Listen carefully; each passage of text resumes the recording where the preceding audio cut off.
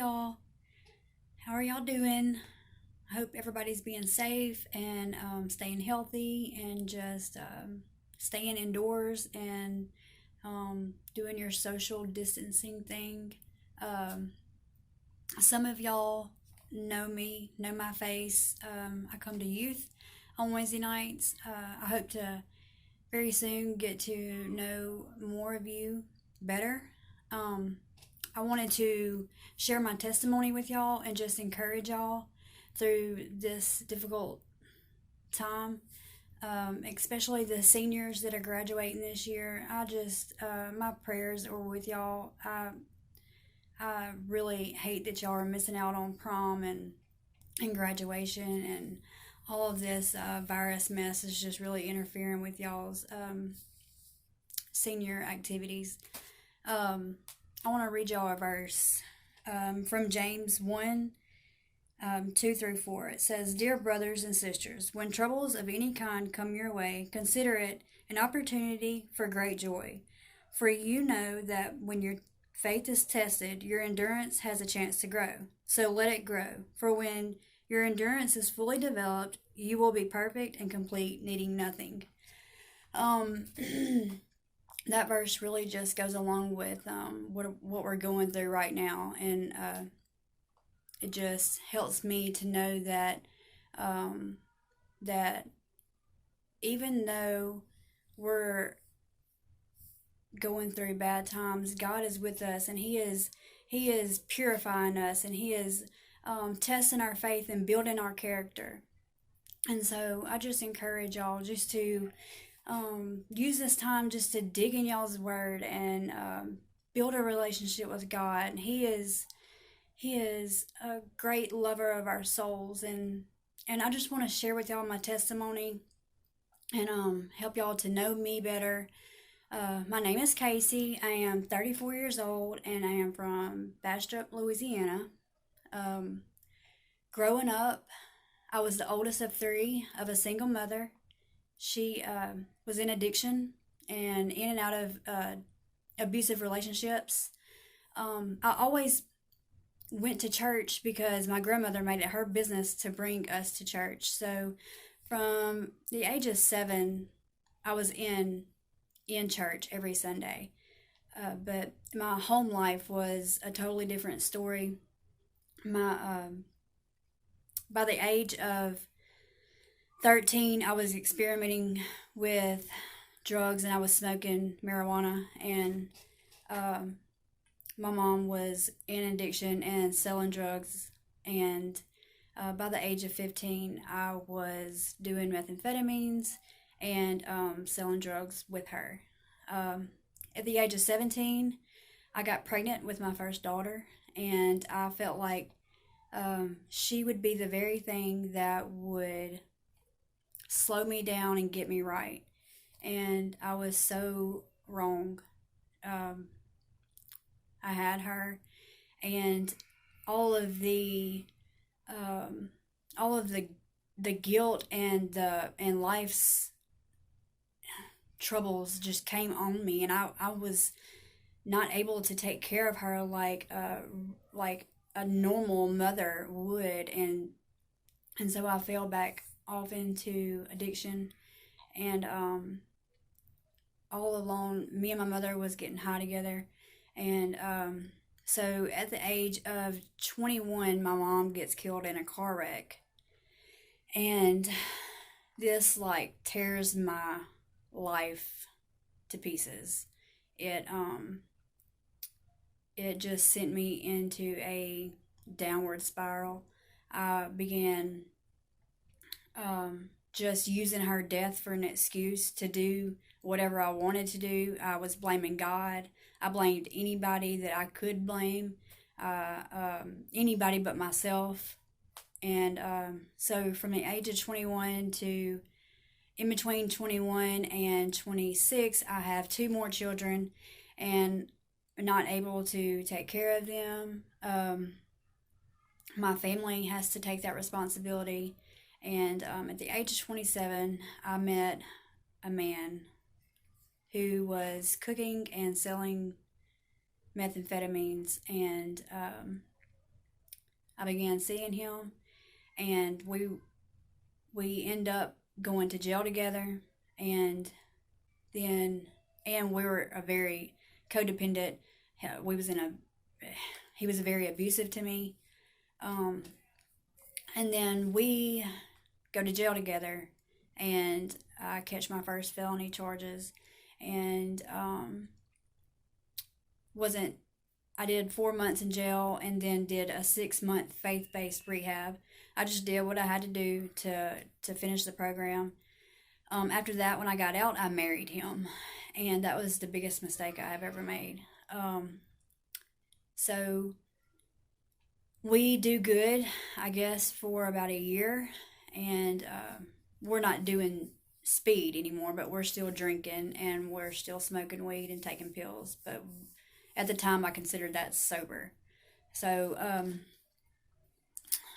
then eventually we break up because we're very abusive to each other, and then I go back to jail because I get caught with some more speed, and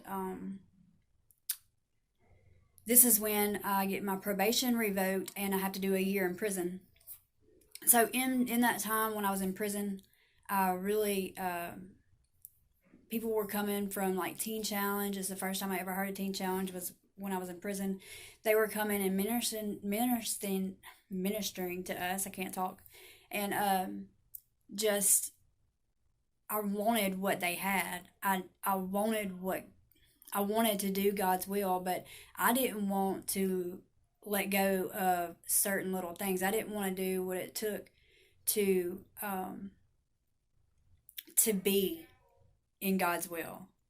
So I get out of prison, and I cleaned up on the outside, but I didn't clean up on the inside. I didn't fully surrender and give my heart to God, and so I get out of jail, out of prison, and it wasn't a month and a half later, I am on heroin, and I've never did heroin a day in my life. I am on heroin. I'm shooting it up with a needle. I'm doing speed and heroin together and mixing the two. I'm selling both of them. Within 11 months, I was back in jail with 6 felony charges that could have put me in jail for a lifetime. Heroin charges carry a life sentence. And during that time, I cry out to God, and I really, really, really, truly mean it. And He changes me, and I start professing my faith, and He just starts to work in me, and these words come alive to me. And this was my Bible that I had in jail, and it on every page it's wrote on. It's just these I had never read the Bible and it like I got it for the first time. And so during my time in jail, I I God just continues just to build my faith and build my faith, and I just continue just to stick to His promises. And the DA was not wanting to let me out of jail. They told me that I was going to do jail time, and it was nothing but a move of God that I got to come to Teen Challenge. It was God literally opened the prison doors for me to come to Teen Challenge. And that is where my testimony truly begins. On June 20th, 2018, I walked through the doors of Louisiana Adult and Teen Challenge Mended Family Center, and God has done a work in me. I came here, and instantly I just felt the love from everybody. I have never been around so many people that were so happy and just full of life. God has created in me the mother that He always meant for me to be. 4 short months after I got here, He made a way for my youngest daughter to come and live with me. He has restored my relationships to all of my kids, to all of my family. He continues to build my faith every single day. I get to watch lives be changed every day. I can't say enough good things what God has done in my life, and I get to be a part of one of the most amazing ministries ever, and this is just the beginning of what God's gonna do. And I know that right now is a hard time, and none of us have been through anything like we're going through right now. But this is just a storm, and I really believe that God is using this time for us to come back to Him and to really focus on, what are we doing? Are we gonna serve Him, or are we going to live by faith, or are we going to place our faith in Him? I have been asking myself these questions. I just really I really believe that God is going to do something pretty soon. Jesus is coming soon, and I'm so thankful that He called me to Him the time, and when He did, I love y'all, and thank you for letting me be a part of y'all's youth group. I really hope to get to know more of you soon, and I can't wait to see y'all. And y'all be healthy, wash your hands, and keep your social distancing up, and just stay safe. I love y'all. Bye. Hello everyone, I just wanted to take some time to share my story with you. My name is Aftans and I work at Men and Adult and Teen Charge.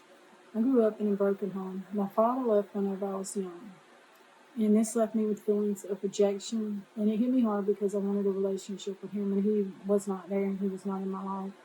And my mom did the best she could in raising me, but I still felt like something was missing in my life. So at the age of 17, I started running to men to try to fix it. I thought that was the answer. I soon found myself in a relationship with a man I thought I'd spend the rest of my life with. And whenever I found out I was pregnant, he left me. And so I was left to raise my daughter. I was doing good for a while.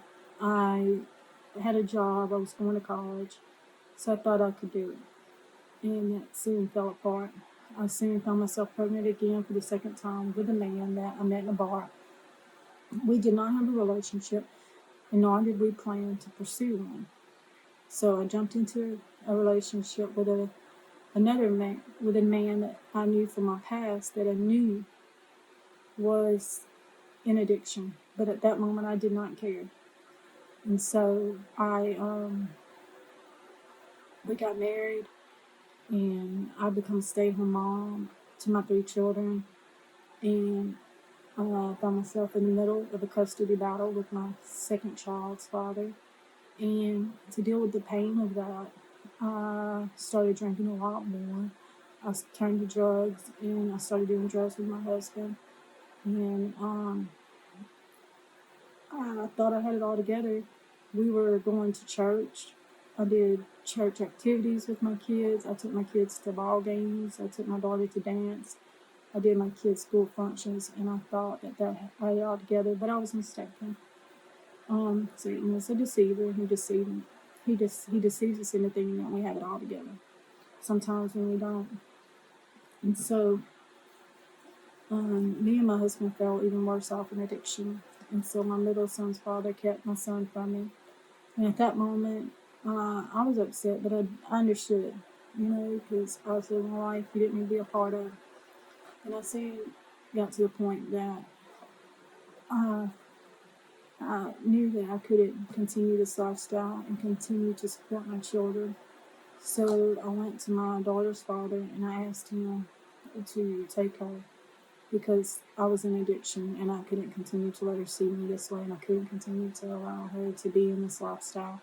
So I let him have her, and then after that, I just gave up. I didn't care. I didn't care about life. I didn't care about nothing. And so I soon found myself in jail, and it's a place I never thought I'd find myself in.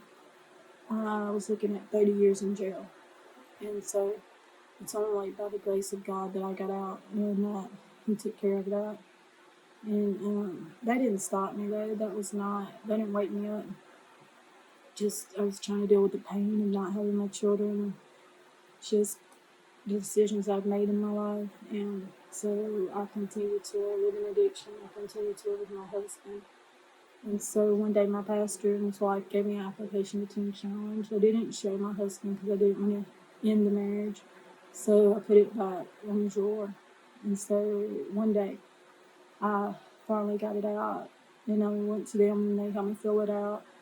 And I came to Teen Challenge, but I was not surrendered. I was not ready to give up control. I was not ready to live the life that I needed to live, one that God called me to live.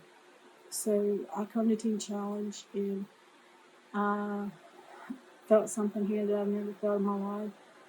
And I met people that God placed in my life for a reason. And so I did 11 months in Teen Challenge. I was still holding on to a man that I thought God had for me, the marriage. And I thought I had this idea that I could go home and be a mom to my children. I didn't even have a first clue about being a mom. And so I left, and then after I left, the marriage lasted 1 week at a Teen Challenge. And so I got a job, I got a car, I got a house. And then not long after that, I lost all contact with my children. And but I still thought that this was a lie, that God wanted me to live because I wouldn't have a house, I wouldn't have a job, I wouldn't have a car, I wouldn't have all these materialistic things. Satan is a deceiver, and he made me believe that the bondage I was living in was actually freedom, and the freedom that I had here at Teen Challenge was bondage. So I continued in that lifestyle for a little while longer, and then it got to the point that I had nothing else to live for. I was done with life. I was giving up. And so one night I was ready to just end it all, and I reached out to one of my leaders in Teen Challenge, and I told him I was done with life. I was giving up. And she sent me a message and said that I was not done with life. God had plans for my life, and that I needed to come home to my family, that they were my family, that this was my home. And so that she was coming to pick me up. I didn't believe her. I didn't. So the next few days, I just continued to drink. I just continued to do things I shouldn't be doing, and I just got tired of it. And Thursday morning, I woke up and I was on my bathroom floor crying to God, and I told him, I said, you got to do something. I said, if you want me to go back to Teen Challenge, you got to show me. You got to do something. This is what you want me to do. You got to show me. I said, told him I was tired and I had nothing to live for. I didn't see life. I didn't see nothing. And so the guy I was friends with at the moment showed up at my house, and he was trying to tell me that I had everything. I had it all. I had a house, a car, and I had everything. I didn't need anything else. And I told him, I said, I don't have Jesus and I don't have my kids, so I don't have nothing. And so not long after he left my house, my leaders showed up at my house, and they told me I was coming back. And so we packed up my stuff, and I came back to Teen Challenge. And this time I came back broken. I came back surrendered to God. I came back ready to do this. And through the past couple of years, God has changed. He has changed my life dramatically. He's given me a new life. And He has not restored my children to me yet, but He is going to in His time. And sometimes we have to deal with the consequences of our actions, and sometimes it takes time, but we can't give up. And I just wanted to let y'all know that in this world today, that we have so many temptations in life, and that so many things pulling us each way, and just people telling us what to do, people trying to tell us that it's okay to do drugs, it's okay to have sex out of marriage, it's okay to drink. But that's not true. And we also have the world telling us how to dress, how to act, and all this stuff. We're so quick to believe what they're saying. We're so quick to believe what the world says. what the world has to say for us. But there's not a book. The world does not have a book that tells us how to live, that tells us what we can do. But we're so quick to believe that. But then we have the Bible, and that God, in His Word, He tells us who we are. He tells us we're fearfully and wonderfully made. He tells us that we are His child. We are His daughter. We are His son. And it takes us a little bit longer to believe what God says. Remember, we have a Bible. It's crazy. We have the Bible that tells us that all these things is written, and we have all these things to live for. And it's so less to believe what God says, but we want to believe what the world says. When they don't even have nothing to tell us. There's not a book that tells us that we should look this way or look that way or be with this person, and I feel like we need to stick with what the Bible says. And my favorite verse is Matthew 7:13 and 8, 13 through 14. It says, "Enter by the narrow gate, for the gate is wide, and the way is easy that leads to destruction, and those who enter in it are many. For the gate is narrow, and the way is hard that leads to life, and those who find it are few." And I have found that scripture to be true in my life, because I tried to hang on to the world, and I tried to serve God at the same time. And we can't ride the fence. We got to serve God wholeheartedly. We got to be truly committed to Him. We can't be a lukewarm Christian. We got to be on fire for Him, and we can't think that it's okay to live in sin and serve God, because it's not. We can't be dabbling in the world and thinking that we're going to serve God, because it's just not true. And I just hope that you receive this message, and I just hope that you get something from it. I just thank you for listening.